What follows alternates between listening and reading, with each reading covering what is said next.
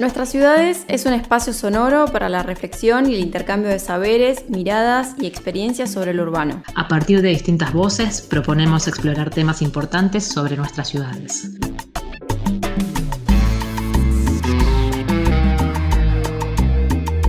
¿Quiénes son los actores y las actrices que la producen? ¿Cómo es y qué características tiene acceder al suelo urbano y a la vivienda en Argentina y Latinoamérica? ¿Cuáles son las políticas urbanas y habitacionales que transforman nuestras ciudades? ¿Qué aportes realiza la perspectiva de género a lo urbano? Estas y otras son las preguntas disparadoras que dieron origen a este podcast que te invitamos a escuchar.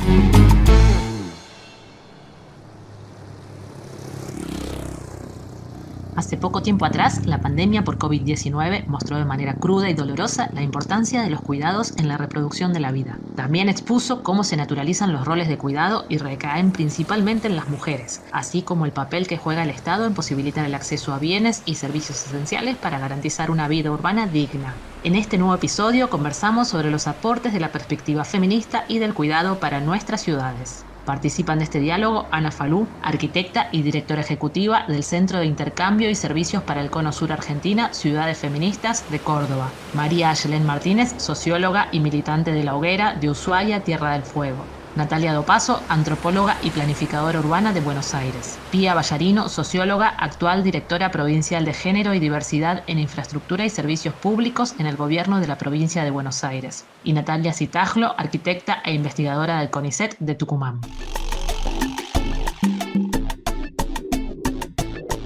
Desde hace décadas, urbanistas y arquitectas, junto a cientistas sociales, proponen miradas que cruzan la perspectiva de género y de cuidado con lo urbano. Para conocer más sobre estos cruces, aportes y críticas, conversamos con Ana Falú, Natalia Dopazo y Ayelén Martínez. La arquitecta Ana Falú cuestiona la neutralidad con la que históricamente se ha pensado las ciudades y en cambio destaca la necesidad de pensarlas desde la complejidad sin omisiones.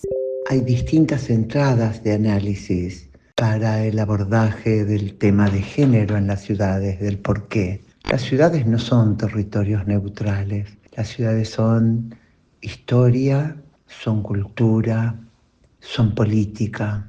Y ha dominado y ha predominado en el abordaje del cómo pensamos las ciudades, de cómo se planifican, lo que se ha definido como neutral.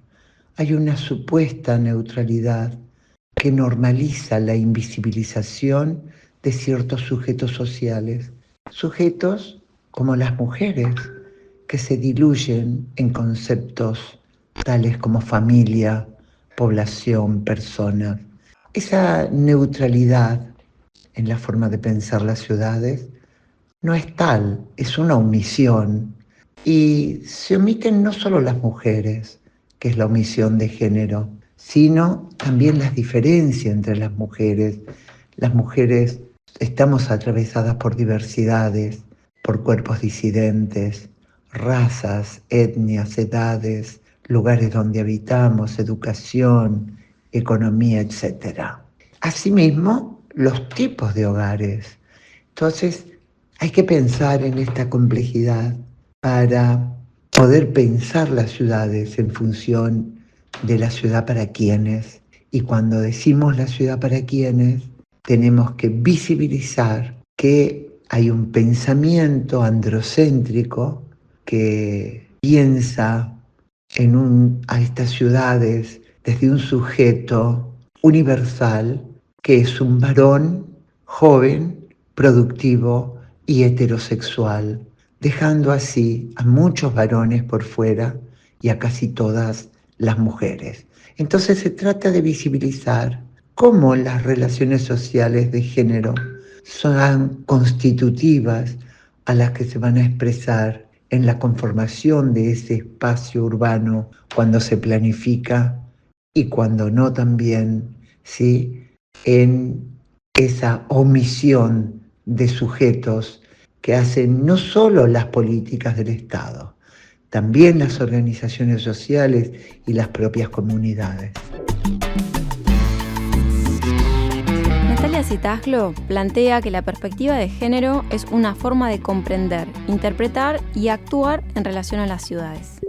La perspectiva de género implica una forma de comprender, de interpretar y de actuar en relación a las ciudades, sus procesos y sus problemáticas, y los sujetos que la habitan. Supone ante todo la comprensión del territorio y de la ciudad como una construcción y una realidad sociohistórica. Interpela entonces, por tanto, las dimensiones interpretativa, disciplinar y propositiva de las disciplinas proyectuales en general y del urbanismo en particular, en tanto se orienta a visibilizar desigualdades históricamente invisibilizadas en relación a sujetos que la viven y la habitan. En particular, sujetos feminizados, pero también las diversidades, las niñeces, las personas mayores.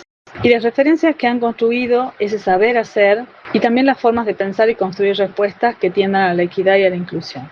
La tradicional división del espacio y la organización de las ciudades responde a una forma de organización de una sociedad que está regida por la división sexual del trabajo, la formación de clases y los roles diferenciados también de género. La socióloga feminista Yalén Martínez plantea que mirar el mundo con gafas violetas implica entenderlo desde el reconocimiento y la igualdad de derechos, así como identificar las desigualdades existentes.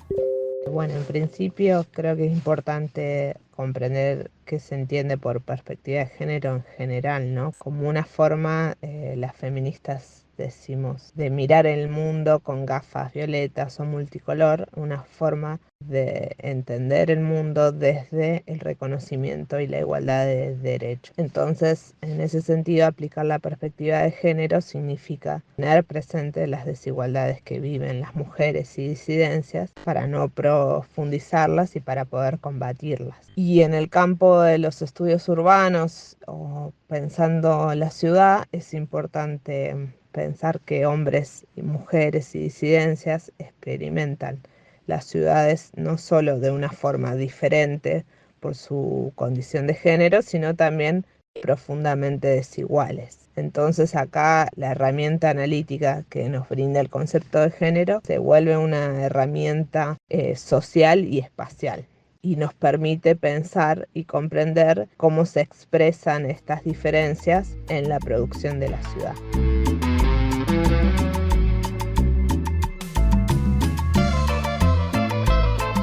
Natalia Dopazo entiende que la perspectiva de género no es solo una metodología, sino un llamado de atención y propuesta que prioriza la reproducción de la vida. La perspectiva de género en relación a las ciudades es no solo una metodología de trabajo para urbanistas, para planificadoras, para planificadores, para investigadores, sino que es un llamado de atención y una propuesta de hacer ciudades más habitables, más disfrutables, que pongan en el foco de prioridad la reproducción de la vida. ¿Qué significa eso? Es ponerle atención a lo que en su gran mayoría en los últimos 100 años de mínima estuvo relegado, que tiene que ver con la vida cotidiana, tiene que ver con los cuidados, tiene que ver con todo lo que no es usar un automóvil privado, ¿no? Poner el foco en el transporte público, poner el foco en la vivienda, pensar que hay muchas formas de vivir en una ciudad y hacernos cargo de nuestra relación con la naturaleza. Todas cosas que usualmente cuando lo pensamos desde una lógica productiva, una lógica de generar ganancia, se considera como pérdida o se considera como prioridades secundarias. Y en realidad, si no tenemos a la vida en el centro de la discusión de las ciudades, usualmente vamos a construir ciudades que no sean muy buenas para habitar, que generen mucho daño y mucho sufrimiento a la población. Entonces la perspectiva de género pone de nuevo el foco en que no hay una sola forma de vivir y que obviamente han habido grupos marginalizados o grupos invisibilizados, principalmente mujeres y diversidades, pero no solamente eso, sino personas racializadas, migrantes, en realidad todo lo que no sería hegemónico. Le preguntamos a las entrevistadas por la perspectiva de los cuidados en las ciudades. Natalia Zetaglo resalta que habitar es más que residir y nos cuenta cómo la pandemia puso de relieve temáticas urbanas que se vinculan directamente con los cuidados y la reproducción de la vida. La materialización de las ciudades responde a los principios de la revolución industrial y ha sido reforzada por el movimiento moderno, orientada a dar respuesta a 4 funciones básicas: la de habitar, la de trabajar, la de recrearse y circular.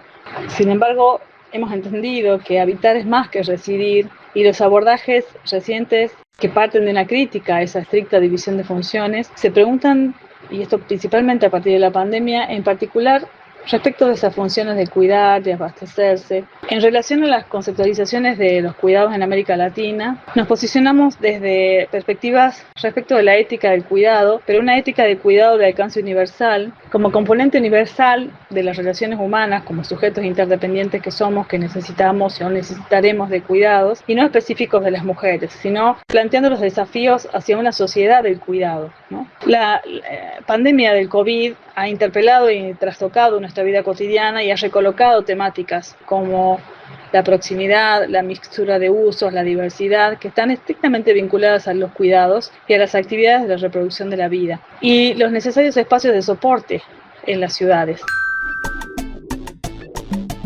Estamos escuchando Nuestras Ciudades. Ayelen Martínez recupera la relación de este enfoque con la idea de derecho a la ciudad y con la crisis de los cuidados que tomó visibilidad con la pandemia. En principio, es importante retomar el concepto del derecho a la ciudad del Lefebvre, pero donde diferentes referentes del urbanismo feminista lo retoman para pensar justamente el derecho de las mujeres a la ciudad. Y en esa reflexión se habla de justicia espacial, visibilizando cómo fueron excluidas las mujeres de la planificación urbana, particularmente analizando el espacio público como un espacio donde el ejercicio de este derecho se ve restringido para mujeres y disidencias, reconociendo que la violencia que afecta a estas personas incluye no solo el ámbito privado, sino también el ámbito público. Por otro lado, también es importante pensar en esta perspectiva que en las agendas públicas y académicas de los últimos años se ha incorporado el concepto de crisis de los cuidados. Particularmente esta crisis de los cuidados se pone de manifiesta a partir de diferentes fenómenos como los cambios demográficos, las transformaciones de los modelos heteronormados de las familias, los proyectos emancipatorios del movimiento de mujeres y disidencias, pero particularmente se visibiliza aún más en el marco de la pandemia mundial por COVID-19, que justamente puso en agenda pública cotidiana la economía de los cuidados. Esto es dimensionar las tareas invisibilizadas que se realizan a diario y que van a interpelar a esta división sexual del trabajo. Y estas tareas tienen un correlato y un modelo de urbanismo que va a reproducir esa dicotomía entre lo público y lo privado. Ana Falú coincide con las investigadoras sobre los efectos que tuvo la pandemia por COVID-19 en evidenciar la relevancia de las tareas de cuidado. La arquitecta explica las relaciones entre los cuidados, la reproducción de la vida y la materialidad del territorio donde se habita. Creo que si algo ha dejado la pandemia es la evidencia de la importancia de las tareas de cuidado. Tareas de cuidado que tienen que ver con todo lo que hace a la reproducción de la vida, pero no solo, también está el cuidado afectivo, emotivo, psicológico, el que sostiene a las personas en los hogares, en la comunidad. Las condiciones de vida de quienes precisan cuidado y de quienes cuidan van a estar vinculadas muy estrechamente a la materialidad del territorio donde habitan. Entonces, lo primero es saber quiénes son las que cuidan, la mayoría de ellas mujeres, ¿sí? ¿Dónde están esas mujeres que cuidan o esas personas que cuidan mayoritariamente mujeres? Y cómo habitan, dónde habitan, qué servicios tienen. Porque el cuidar afecta a la autonomía y el tiempo de las personas.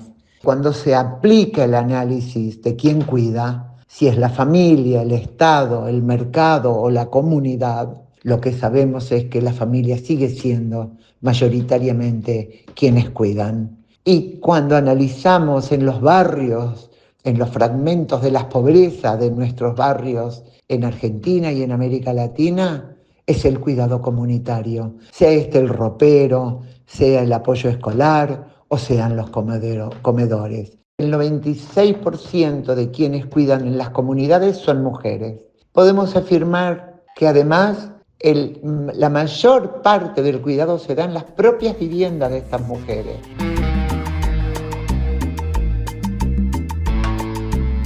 La arquitecta Natalia Citaglo amplía sobre los aportes del urbanismo feminista respecto de la ciudad cuidadora. Y desde el urbanismo feminista, más recientemente, se han hecho aportaciones respecto específicamente de esa ciudad cuidadora, de qué es lo que significa, como aquella que nos cuida, que permite cuidar a otros y proporcionar el soporte físico necesario para el desarrollo de esas tareas de cuidados. Este soporte físico se concreta en espacios y en equipamientos, en servicios próximos que facilitan esas actividades, pero también en las condiciones del espacio público que lo permite, ¿no? Y recientemente, y desde algunos enfoques, también se discute esa perspectiva, también poniendo sobre la mesa las iniciativas autogestionadas capaces de articular materialmente otras formas de organizar y de pensar los cuidados colectivos y el apoyo mutuo en la ciudad, ¿no? O sea que la ciudad que cuida no sería solo ella que da soporte a las actividades de cuidado mediante unos dispositivos determinados, sino aquella que, a partir de las cualidades de sus espacios, sino también que es capaz de articular distintas alternativas colectivas y multiescalares en esto de la redistribución de los cuidados.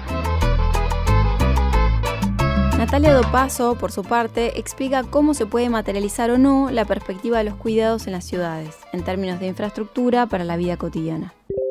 En particular, la ciudad de los cuidados o la perspectiva de cuidados en las ciudades lo que hace es aprender de las feministas que trabajan temas asociados a la economía y lo traduce a cómo eso adquiere una espacialidad. ¿Qué significa esto? Que hay muchas tareas que tienen que ver con ocuparse de la vida cotidiana de la reproducción de la vida, ocuparse de no solo cuidarme a mí misma, sino cuidar a otros y que me cuiden en esa tríada de relaciones.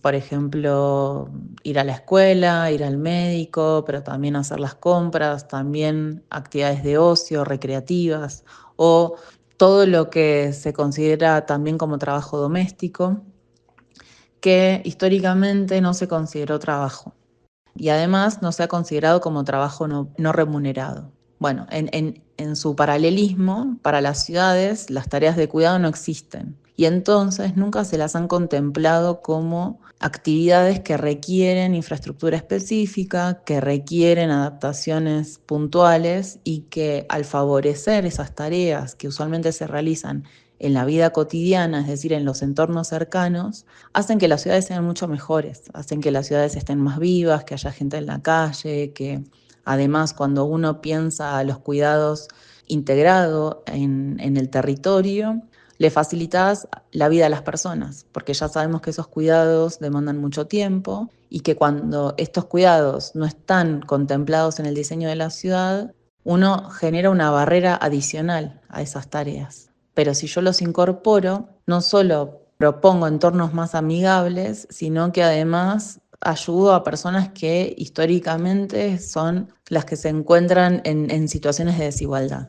Así que bueno, la concepción de cuidado siempre está asociada a un contexto y a un territorio, no es que hay un listado constante, sino que eso requiere una conversación con las personas que realizan estos cuidados, con organizaciones de la sociedad civil o directamente con las personas que efectivamente llevan adelante estas tareas, y esa adaptación siempre hay que pensarla en un contexto particular.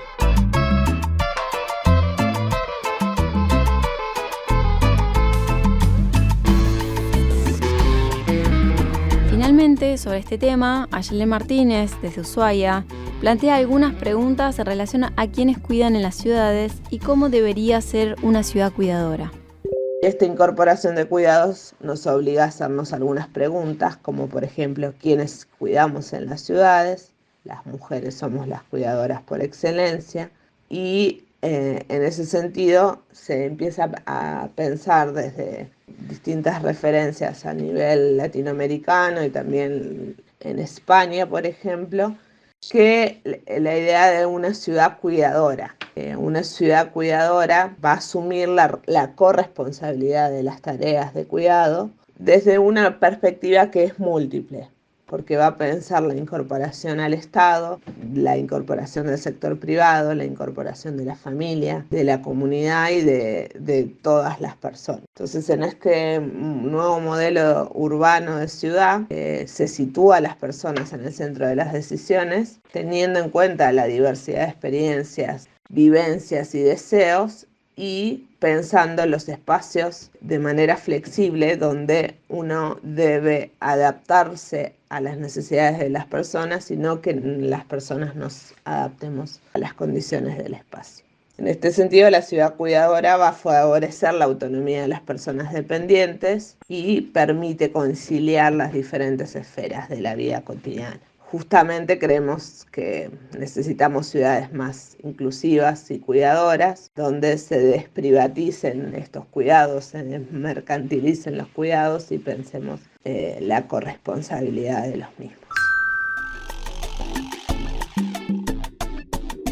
Esto es Nuestras Ciudades. La relación entre perspectiva de género y políticas públicas puede tener muchos matices y prácticas posibles. Le consultamos a Pía Ballarino, exfuncionaria del Ministerio de Obra Pública de la Nación, qué políticas públicas incorporaron la perspectiva de género. Para contar con una calidad de vida digna, no solo es necesario contar con acceso a la vivienda, ya sea de alquiler o una vivienda propia, sino también tener servicios de cuidado, ¿no? Porque las personas tenemos derecho a cuidarnos, a ser cuidadas y a ofrecer cuidados a otros. Normalmente son las ciudades las que ofrecen las distintas políticas, servicios, dispositivos de cuidado. Ahora bien, esto a lo largo de la historia lo han hecho las familias, lo han hecho las comunidades, lo ha hecho también el sector privado y el Estado. Pero, como siempre, allí donde no llega el mercado y donde hay comunidades o familias vulnerables, se necesita más aún la presencia del Estado, brindando servicios de calidad para que los niños, las niñas, los jóvenes, los adultos mayores y todas aquellas personas que requieran de este tipo de servicios, pues bien, tengan al alcance de la mano algo semejante.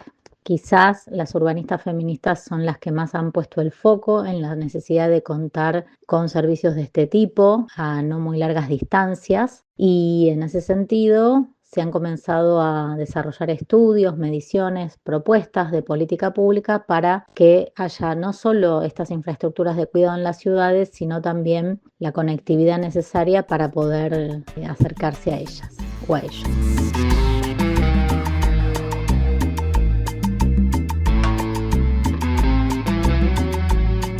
Pía Ballarino sintetiza cómo se implementó una perspectiva de género en el Ministerio de Obra Pública a nivel nacional en el periodo 2019-2023.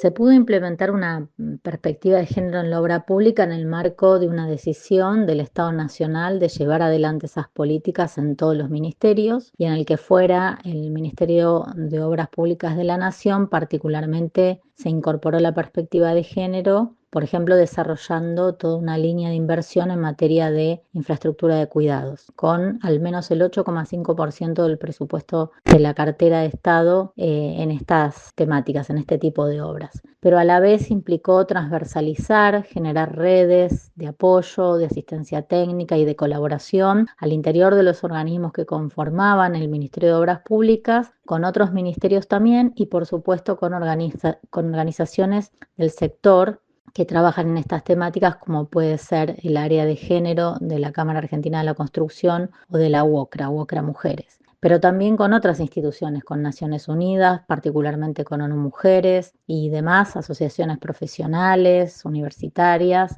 para poder incorporar situadamente políticas de género al interior de las distintas áreas que componían el ministerio, pensando que fue una experiencia fundacional en la Argentina, porque quizás en otras áreas del Estado sí había antecedentes, pero en este ministerio no lo había. Por lo tanto, habría que ponerse a trabajar de manera mancomunada con muchos actores y actrices y líderes sindicales, referentes feministas y demás, para poder pensar cómo transformar las culturas organizacionales al interior del Estado y proponer acciones concretas para ir llevando adelante estas políticas. entendimos que incorporar la perspectiva de género en obras públicas de la Nación mejoró no solo el desarrollo, el paso de mujeres y diversidades en sus trayectorias laborales en este ministerio, sino sobre todo en la calidad de políticas que se brindaron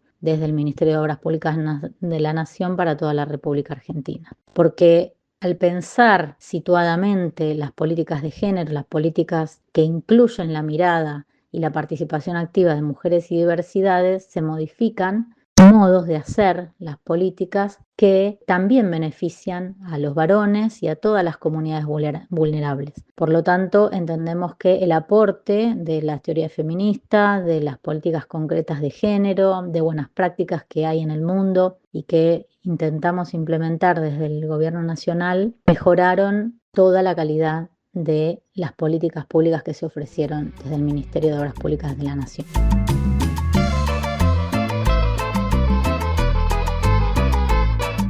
Los colectivos feministas accionan en la ciudad y desde distintas prácticas reflexionan e intervienen en ellas. Natalia Dopaso, integrante de Ciudad del Deseo, explica cómo surgió este colectivo, cuáles fueron las acciones principales y qué objetivos tuvo. Ciudad del Deseo es un colectivo feminista que se originó en 2018-2019 al calor de las demandas por la legalización del aborto. Es una conversación entre distintas personas que venían trabajando temas urbanos de distintos orígenes, tanto activistas, artísticos, más profesionales técnicos como geógrafas, arquitectas, antropólogas, sociólogas, trabajadoras sociales, pero también como interés, como investigadoras o personas que se sentían afines a la temática, en una conversación que buscaba borrar los límites de las disciplinas para poner una conversación que resultaba fundamental, que tenía que ver con el disfrute, el goce y tener una ciudad que abrace a la vida, que plantee una forma diferente de relacionarnos y de vivir. Es un colectivo que en realidad se originó primero por una acción puntual y después a partir de ahí se empezó como a conversar de sostenerlo, hizo mapeos en el espacio público, trató de ingresar en la conversación pública, incidir en algunas políticas también, generó espacios de conversación y de apoyo y de redes. Por el momento estaba un poco fuera de actividad y la verdad es que siempre pensó su accionar en torno a preguntas concretas y así también buscamos técnicas no punitivistas, por ejemplo, no hablar de miedo, sino hablar de valentía, hablar de la libertad y del disfrute, para poder abordar temas que muchas veces son complejos, como la seguridad o la percepción de seguridad, como la nocturnidad, entendiendo que hay un vacío en muchos de estos temas y también hay un vacío no solo en el diagnóstico, sino en la propuesta. Nuestras Ciudades es una producción realizada por InfoHábitat en el marco de un proyecto de investigación PICT 2022 de la Universidad Nacional de Tierra del Fuego, Antártida e Islas del Atlántico Sur. En la coordinación, Nadia Fink y Gabriela Reta. Participa con su voz Belén Garibotti. En la producción, Sergio Kaminger, María Cristina Cravino, Leticia Vázquez y Agustina Girado. Musicaliza Juan Gravina. En la edición, Noelia Mangín. Esta producción forma parte de la convocatoria Proyectos de Comunicación Radial y Podcast de Radio UNTDF.